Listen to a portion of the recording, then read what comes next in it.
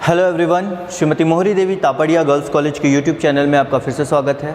हम पढ़ रहे हैं बैक्टीरिया ऑफ मेडिकल इम्पोर्टेंस और इसमें हमने पहले डिस्कस कर लिया था माइकोबैक्टीरियम ट्यूबरक्लोसिस, जो कि ट्यूबरक्लोसिस कॉज करता है, तो उसके बारे में बेसिकली हमने डिस्कस कर लिया था।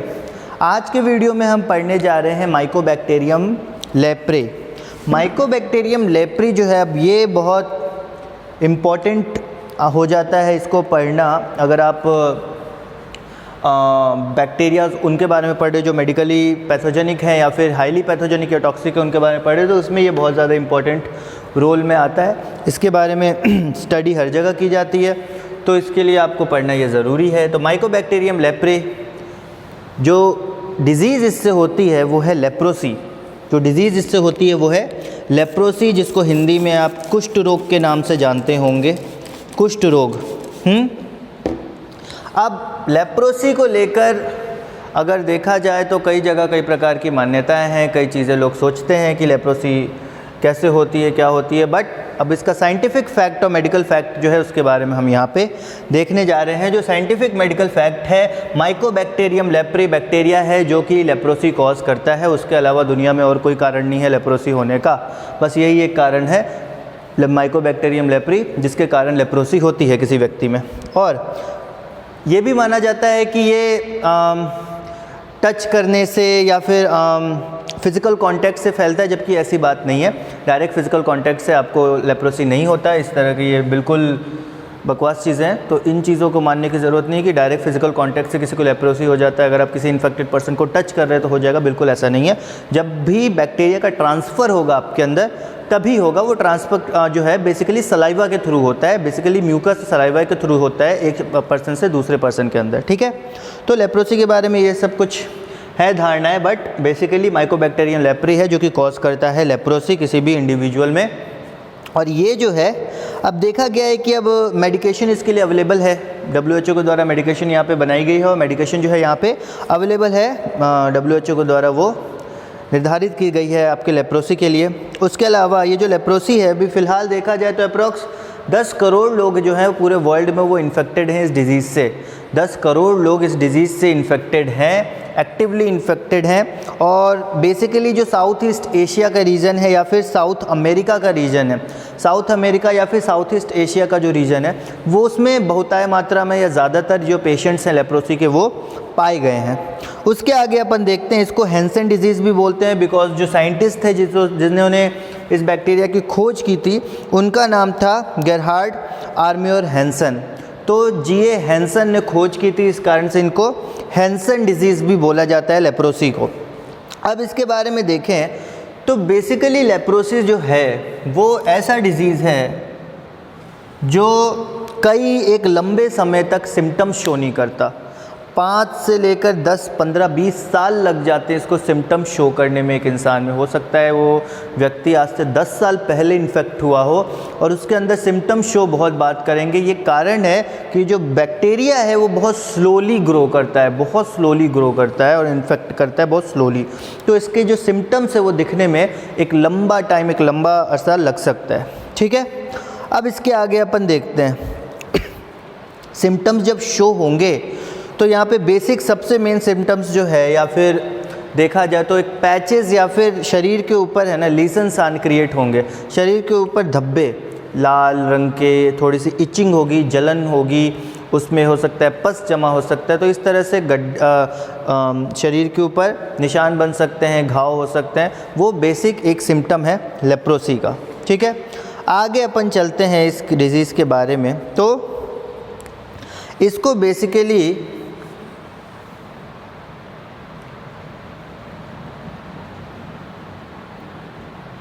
considered as granulomatous disease।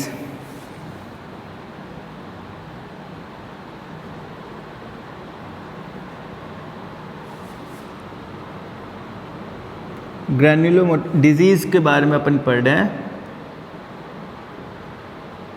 Leprosy, ठीक है। It considered as granulomatous disease का मतलब एक सर्टेन छोटी जगह पे इन्फ्लामेशन क्रिएट करना, और बेसिकली ये जो है नर्व्स में इन्फ्लामेशन करते हैं। तो consider as granulomatous disease of nerves. Granulomatous disease of nerves, मतलब नर्व्स में है ना इन्फ्लामेशन क्रिएट करेगी, नर्व्स को इन्फेक्ट करेगी। इन्फ्लामेशन क्रिएट करना मतलब अब नर्व में किसी एक पर्टिकुलर पॉइंट पे वहाँ पे फूला हुआ पोर्शन बन जाएगा, स्वेलो पोर्शन, पेन वहाँ पे क्रिएट होगा, इचिंग क्रिएट होगी वहाँ पे, इस तरह के रिएक्शंस होंगे वहाँ पे। तो नर्व्स पे इफेक्ट करती है, ग्रेन्युलोमेटस टाइप की डिजीज़ है ये, ठीक है। उसके बाद अपन देखते हैं नेक्स्ट की एक लंबे समय तक अगर ये डिज़ीज़ को छोड़ दिया जाए और ये डिज़ीज़ सीवियर फॉर्म में कन्वर्ट हो जाए, काफ़ी घातक हो जाए, तब ये परमानेंट डैमेज कर सकती है आपके नर्व्स को, आपकी स्किन को। जो स्किन होते हैं उस पे ये परमानेंट डैमेज कर सकती है, सामने से दिख सकता है और बेसिकली होता भी है कि स्किन को ये बहुत ज़्यादा हार्शली डैमेज करती है, बहुत ख़तरनाक तरीके से डैमेज करती है। नर्व्स को डैमेज कर सकती है, लिम्स को, हाथ पैर, इन सब को डैमेज कर सकती है। आपकी आँखों की रोशनी जा सकती है, बहुत मतलब कि जा सकती है, मतलब कम हो सकती है, बहुत कम। और ये एक तरह से दिमागी तौर पे भी आपको इन्फेक्ट करती है। अगर ये इन्फेक्शन एक हाई स्टेटस पे पहुंच जाए या हाई कंडीशन पे पहुंच जाए तो ये इस तरह तक घातक हो सकता है आपके हाथ पैर के लिए या किसी भी इन्फेक्टेड पर्सन के लिए कि हो सकता है कि जो फिंगर्स हैं या टोज़ हैं वो टोटली लॉस हो जाए। जो हाथ में फिंगर्स हैं या पैर में टोज़ हैं, पैर के जो फिंगर्स हैं वो हो सकता है टोटली लॉस हो जाए, गायब हो जाए, मतलब वो गलते गलते या हटते हटते ये गायब हो जाएंगे घाव के कारण, ठीक है। तो ये सारे कारण होते, ये सारे सिम्टम्स होते हैं लेप्रोसी के। अगर ये बहुत सीवियर कंडीशन में चली जाए तो, बहुत घातक अवस्था में चली जाए तब, ठीक है। अर्ली सिम्टम्स तो आने में ही बहुत ज़्यादा टाइम लग जाता है। कॉजेटिव एजेंट की बात करें कि कौन से जो बैक्टीरिया से कॉज करते हैं, तो सबसे पहले तो आपको पता है माइकोबैक्टीरियम लेप्री, ये तो कॉज करता है। उसके अलावा माइकोबैक्टीरियम लेप्रोमेटोसिस भी है, वो भी एक नया बैक्टीरिया रिसेंटली डिस्कवर किया गया है जो कि पाया गया है डिजीज़ कॉज कर सकता है लेप्रोसी। तो माइकोबैक्टीरियम लेप्रोमेटोसिस भी है, माइकोबैक्टीरियम लेप्री भी है और माइकोबैक्टीरियम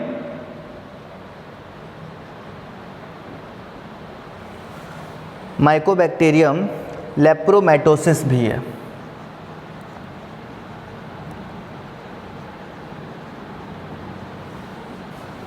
ये जो है रिसेंटली डिस्कवर हुआ है, recently discovered as the causative agent of leprosy. इसको रिसेंटली डिस्कवर किया गया है कि ये भी लेप्रोसी कॉज कर सकता है, ठीक। अब इस बैक्टीरिया की बात करें, माइकोबैक्टीरियम लेप्री जिसके बारे में हम बेसिकली पढ़ रहे हैं, उसके बारे में अगर अपन बात करें, इसको मिटाते हैं, माइकोबैक्टीरियम लेप्री के बारे में अगर अपन बात करें तो ये जो है बेसिकली एक रॉड शेप्ड एरोबिक बैक्टीरिया है। अगर इसकी अपन बात करें तो ये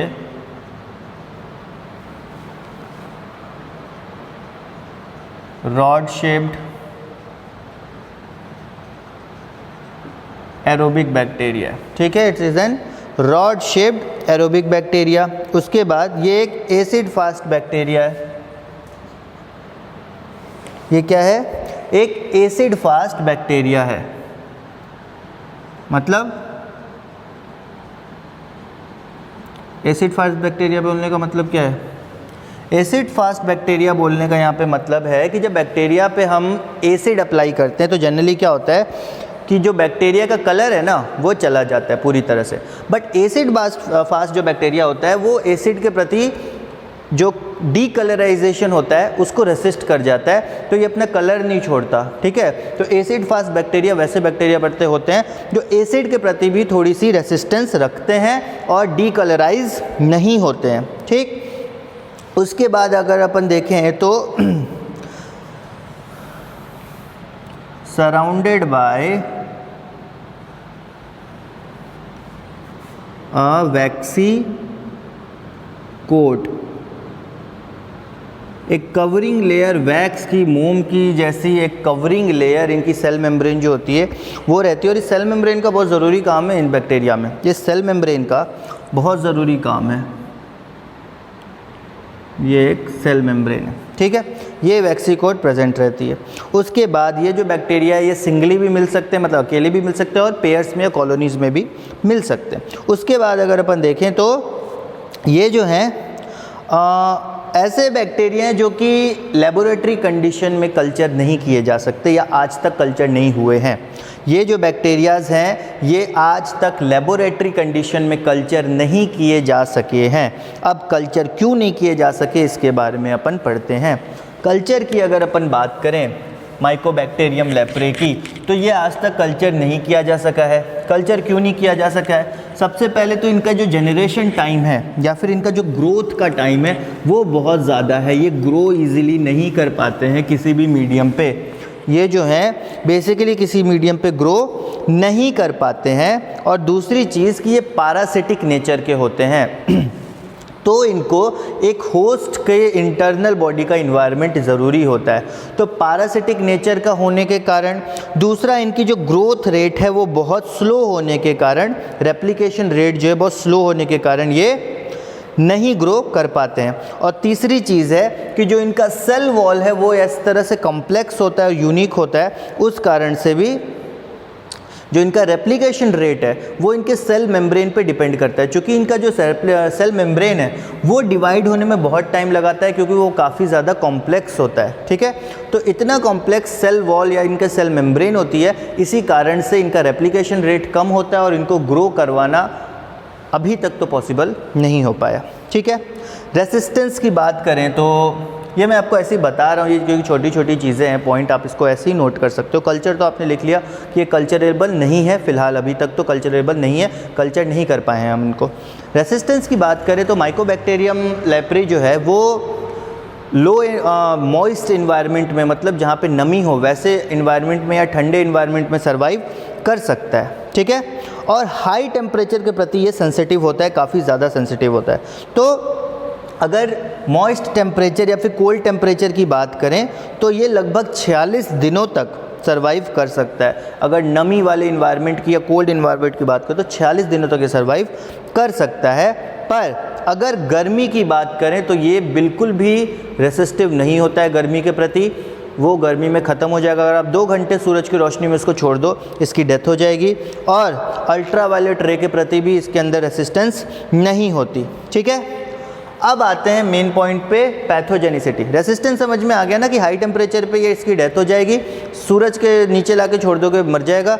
अगर ठंडे इन्वायरमेंट में रहेगा तो ये 46 दिन तक जिंदा रह सकता है। ठीक है, अल्ट्रावायलेट रे के प्रति भी इसके अंदर रेसिस्टेंस नहीं होती है। अब आते हैं पॉइंट अपन पैथोजेनिसिटी पे।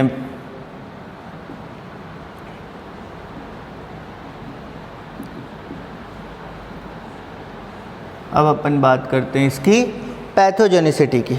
तो माइकोबैक्टीरियम लेप्री से होने वाली डिजीज़ जो है लेप्रोसी, ये काफ़ी सीवियर, काफ़ी ख़तरनाक डिजीज़ है, ये तो सबको पता है। ठीक है, तो लेप्रोसी जो है काफ़ी सीवियर डिजीज़ है। सबसे पहला सिम्टम्स जो है इसका, सबसे पहला सिम्टम है शरीर पे निशान आना। जो बॉडी है बेसिकली हाथ और पैर, लिम्स जो है उस पे निशान आना। किस तरह के? धब्बे टाइप के, पैचेस टाइप के, रेड रंग के पैचेस आने स्टार्ट होंगे। ऐसा लगेगा कि शरीर के अंदर जो स्किन है वो इन्फेक्ट हो रही है।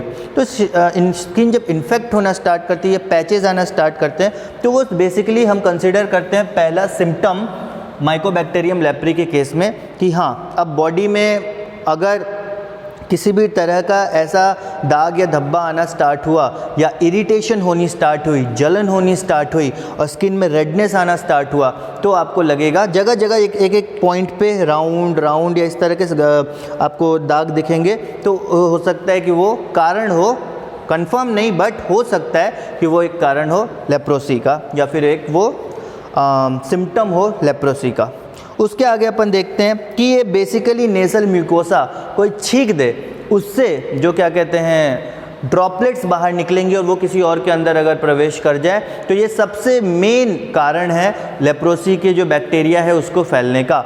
माइकोबैक्टीरियम लेप्रे के फैलने का सबसे बड़ा जो सोर्स है या सबसे बड़ा जो पाथवे है वो है नेसल म्यूकोसा। अगर आप छींकते हैं उसके अंदर से जो ड्रॉपलेट्स निकलते हैं वो किसी और के अंदर प्रवेश कर जाएं, तो ये इससे कारण ये जो डिजीज़ है वो फैल सकती है और फैलती है।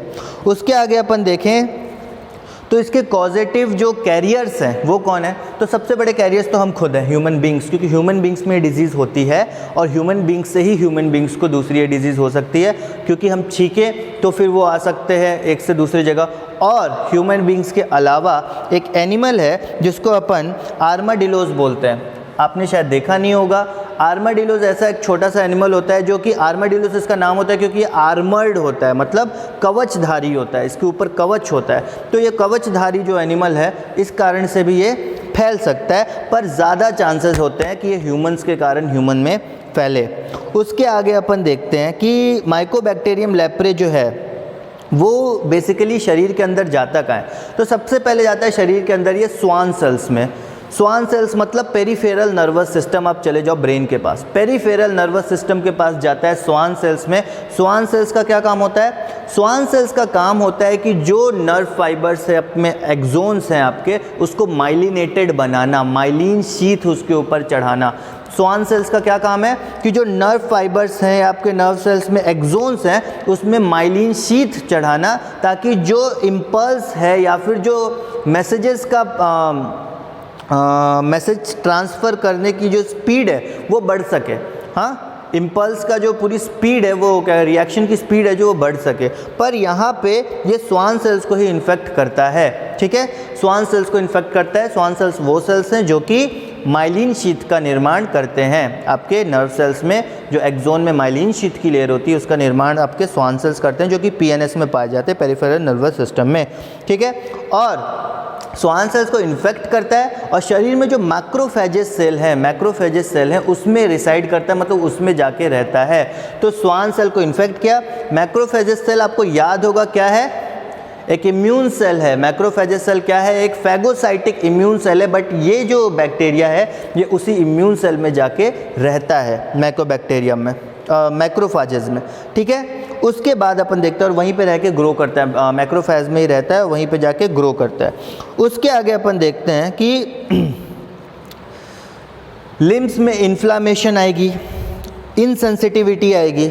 इन्फ्लामेशन, इनसेंसिटिविटी मतलब इन्फ्लामेशन, लिम्स बोले तो हाथ और पैर आपके, ठीक है, और जो ग्रोथ आउटग्रोथ ऑर्गन है वो लिम्स होते हैं। तो लिम्स में जो है इन्फ्लामेशन आ सकती है, रेडनेस आ सकती है, दर्द हो सकता है, जलन हो सकती है और इनसेंसिटिविटी। अब ये दर्द जलन तो छोड़ो, पर इन्फ्लामेशन आने के बाद अगर इनसेंसिटिविटी आए मतलब कि वहाँ पे आप कुछ फील नहीं कर पाओगे उस पर्टिकुलर एरिया में, या तो कुछ फील नहीं कर पाओगे, नहीं तो जितना फील करना चाहिए उससे काफ़ी कम मात्रा में करोगे। किसी ने अगर सुई चुभो दी तो आपको जितना दर्द होना चाहिए उतना नहीं होगा, या हो सकता है आपको पता ना चले। तो ये होती है आपके स्किन में उस पर्टिकुलर इन्फेक्टेड पोर्शन को इनसेंसिटिव बना देना, क्योंकि वहाँ पे जो ट्रांसफ़र है वो जल्दी जल्दी नहीं हो रहा है। क्यों? क्योंकि जो स्वान सेल्स प्रेजेंट हैं और जो माइलिन शीथ का निर्माण करते हैं जिससे मैसेज का ट्रांसफ़र जल्दी जल्दी होता है, वही इन्फेक्ट हो चुके हैं इस बैक्टीरिया के कारण।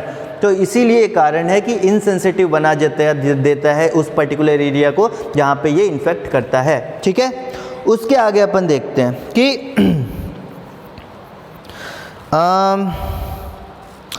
ये जो डिज़ीज़ है ये किस तरह से फैलेगा और कितना खतरनाक होगा, ये डिपेंड करता है कि जिस बंदे को ये हुआ है उसका इम्यून सिस्टम कैसा है। अगर उसका इम्यून सिस्टम स्ट्रांग है तो आपको डरने की इतनी ज़्यादा ज़रूरत नहीं है, क्योंकि ये इतना ज़्यादा आपके लिए हानिकारक नहीं हो सकता। बट अगर किसी का इम्यून सिस्टम वीक है, अगर किसी का इम्यून सिस्टम वीक है तो ये उसके लिए काफ़ी ज़्यादा हानिकारक हो सकता है, ठीक है।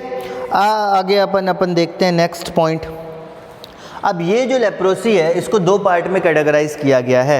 लेप्रोसी को कैटेगराइज किया गया है दो पार्ट में, लेप्रोसी को कैटेगराइज किया गया है दो पार्ट में, ठीक है, टाइप 1 और टाइप 2। टाइप 1 और यहाँ पे टाइप 2, ये दो पार्ट में लेप्रोसी को कैटेगराइज किया। अब क्या डिफरेंस है type 1 type 2? Type 1 type 2, type 1 में देखें तो लेप्रोसी यहाँ पे 3 टाइप को आपको मिलेगी। बॉर्डर लाइन लेप्रोसी, उसके अलावा मिड बॉर्डर लाइन लेप्रोसी और थर्ड आती है आपकी बॉर्डर लाइन ट्यूबरक्लोइड। अब इस टाइप की लेप्रोसी में क्या होता है, ये 3 टाइप की जो पाई जाती है टाइप 1 में, border line, mid border line और बॉर्डर लाइन ट्यूबरक्लोइड, ये 3 टाइप की जो लेप्रोसी पाई जाती है, इसमें लाल लीजन्स, लीजन्स मतलब घाव या फिर धब्बे, रेड पैचेस, हार्ड पैचेस आपके शरीर पे दिखेंगे, जिसमें हो सकता है कि आगे के पोर्शन पे फ्लूइड भरा हो, फ्लूइड मतलब कोई लिक्विड या पस भरा हो, फ्लूइड भरा हो, वैसे जो लीजन्स हैं वो ऑब्जर्व किए जा सकते हैं। उसके अलावा यहाँ पे it leads to neuropathy and sensory loss. Neuropathy यहाँ पे बोलने का मतलब है कि नर्व डैमेज हो सकता है, यहाँ पे आपके जो नर्व हैं वो डैमेज हो सकते हैं, और उसके अलावा सेंसरी लॉस हो सकता है। आपका जो सेंसरी लॉस बोलने का मतलब याददाश्त कम हो सकती है, या फिर कई चीज़ें आप भूल सकते हो, बहुत जल्दी चीज़ें भूल जाओगे आप, चीज़ें याद नहीं रहेगी। कम्युनिकेशन में प्रॉब्लम होगी क्योंकि आपका ब्रेन सही से एक्टिवली वर्क नहीं करेगा। इस कारण से ये सारे सिम्टम शो हो सकते हैं। अगर आपको टाइप 1 टाइप की लेप्रोसी होती है, किसी को टाइप 1 टाइप की लेप्रोसी होती है, तो सेंसरी लॉस हो सकता है, न्यूरोपैथी डिजीज़ हो सकती है, स्किन रैशेज़ हो सकते हैं, बहुत हार्श लेवल के स्किन रैशेज़ हो सकते हैं, बहुत खतरनाक लेवल के स्किन रैशेज़ हो सकते हैं, और वो जो स्किन रैशेज़ हो सकता है उसमें फ्लूइड भी फिल्ड हो। ठीक, दूसरी आती है टाइप 2 टाइप की लेप्रोसी। टाइप 2 टाइप की जो लेप्रोसी है उसको उसमें अपन इंक्लूड करते हैं जो लेप्रोसी लेप्रोमेटस लेप्रोसी है, और उसके अलावा बॉर्डर लाइन लेप्रोसी है, LL और BL, लेप्रोमेटस लेप्रोसी और बॉर्डर लाइन लेप्रोसी। इसको अब ये जो है ये कैसे सिम्टम शो करती है, ये जो सिम्टम शो करती है सबसे पहले तो बहुत दिनों के बाद सिम्टम शो करती है। उसके अलावा सॉफ्ट रेड लेशंस आपके फेस पे ये शो कर सकते हैं। लेशंस वापस वो घाव जो हैं या फिर जो निशान है, पैचेस हैं, वो आपके फेस पे अब यहाँ पे शो, पहले लिम्स पे हो रहे थे, हाथ पैर पे, पर सेकंड जो है टाइप 2 में वो आपके फेस पे दिखने स्टार्ट होंगे, वो लेशंस फेस पे आने स्टार्ट होंगे। उसके अलावा आइज़ में इन्फ्लामेशन होगी, ब्लाइंडनेस आ सकती है, और जॉइंट्स इन्फ्लामेशन हो सकते हैं। आइज़ में इन्फ्लामेशन होगी, आँखों में जलन, और आँखों में आपको एक तो विज़न कम हो सकता है, आई साइट बहुत लो हो सकती है कि आपको दिखना ठीक से बंद हो जाए या दिखना कम हो जाए किसी पर्टिकुलर पेशेंट को। ठीक है, तो आई साइट पे इफेक्ट करता है, इन्फ्लामेशन करता है आइज़ की। उसके अलावा जॉइंट्स की इन्फ्लामेशन करता है। जॉइंट्स में इन्फ्लामेशन होने का मतलब आपको चलने फिरने में या किसी भी जो मूवमेंट है उसमें काफ़ी दिक्कत होगी, क्योंकि किसी भी बंदे को वहाँ पे फिर तकलीफ़ हो सकती है, चलने फिरने में इचिंग हो सकती है, या फिर पेन हो सकता है, सीवियर पेन हो सकता है। ठीक है, अब नेक्स्ट अपन देखें डायग्नोसिस की। अगर अपन बात करें इस डिज़ीज़ की, तो चूँकि हमें पता है कि एसिड फास्ट बैक्टीरिया है, तो उसको हम देख सकते हैं, टेस्ट कर सकते हैं कि बैक्टीरिया एसिड फास्ट है या नहीं, क्योंकि कल्चर करवाना तो काफ़ी मुश्किल है, कल्चर करवाना काफ़ी मुश्किल है, इसलिए इसको हम डायग्नोस करते हैं एसिड फास्ट बैक्टीरिया है कि नहीं। एसिड इंट्रोड्यूस करवाते हैं, अगर कलर होता है, डी कलर होता है तो फिर ये नहीं है, अगर डी कलर नहीं होता है तो ये चांसेस हैं कि ये बैक्टीरिया है लेप्रोसी का। ठीक है, उसके अलावा कुछ डायग्नोस्टिक टेस्ट हैं वो चल रहे हैं, अभी ढंग से आए नहीं है, बट वो सारे भी टेस्ट हैं जो हम यूज़ करते हैं इसके डायग्नोस के लिए कि लेप्रोसी है या माइकोबैक्टीरियम लेप्रे से हुआ डिजीज़ है या कोई और डिजीज़ है। उसके अलावा अगर अपन ट्रीटमेंट की बात करें तो बेसिकली वैक्सीन है, BGC वैक्सीन, क्या कहते हैं, BCG वैक्सीन अवेलेबल है माइकोबैक्टीरियम लेप्री के लिए, लेप्रोसी के लिए BCG वैक्सीन। BCG बोले तो bacillus Calmette Guerin, bacillus Calmette Guerin vaccine जो है, BCG vaccine is available. BCG vaccine, BCG, I hope दिख रहा होगा, मेरा मार्कर ठीक से काम नहीं कर रहा अभी। BCG वैक्सीन अवेलेबल है। ठीक है, उसके अलावा कई मल्टी ड्रग ट्रीटमेंट भी अवेलेबल हैं, अपन यूज़ करते हैं कई multi drug treatment. Multi drug treatment मतलब एक ही बीमारी के लिए अलग अलग बीमारी की दवाई मिला के दी जाती है, इसको मल्टी ड्रग जनरली बोला जाता है। कई बीमारी, आपने कोरोना के बारे में सुना होगा कि मलेरिया की दवाई, निमोनिया की दवाई, डेंगू की दवाई, ये तीनों मिला के दी गई, तो हो सकता है कुछ पेशेंट ठीक हो गए। तो ये मल्टी ड्रग एक तरह से ट्रीटमेंट थी, वो उसके पीछे कोई साइंस था नहीं था, बट उसके पीछे ये बात थी कि हाँ, अगर पॉजिटिव रिजल्ट आ रहा है तो क्यों ना यूज़ करें। ठीक है, तो मल्टी ड्रग ट्रीटमेंट। उसके अलावा अगर देखा जाए तो यहाँ पे कई सारे ड्रग्स दिए जाते हैं, एंटी माइक्रोबियल ड्रग्स दिए जाते हैं, कॉर्टिकोस्टेरॉइड्स दिए जाते हैं। Corticosteroids basically anti inflammatory drugs होते हैं। कॉर्टिकोस्टेरॉइड्स की बात करें तो कॉर्टिकोस्टेरॉइड्स जो होते हैं वो एंटी इन्फ्लामेटरी ड्रग होते हैं। जो इन्फ्लामेशन होता है शरीर में वो इसको रोकते हैं। एंटी इन्फ्लामेटरी ड्रग होते हैं कॉर्टिकोस्टेरॉइड्स। उसके अलावा अपन एंटी माइक्रोबियल ड्रग्स देते हैं, एंटी माइक्रोबियल ड्रग्स भी देते हैं अपन लेप्रोसी के केस में, ठीक है। उसके अलावा भी कई सारे ड्रग्स या एंटीबायोटिक्स हैं। अपन मिनोसाइक्लिन एंटीबायोटिक देते हैं या फिर ऑफ्लोएक्सिन एंटीबायोटिक देते हैं।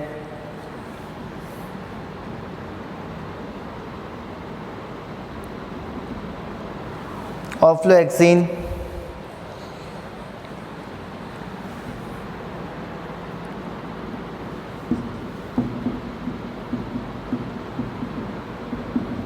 एंटीबायोटिक देते हैं। उसके अलावा हम एंटीबायोटिक देते हैं मिनोसाइक्लिन।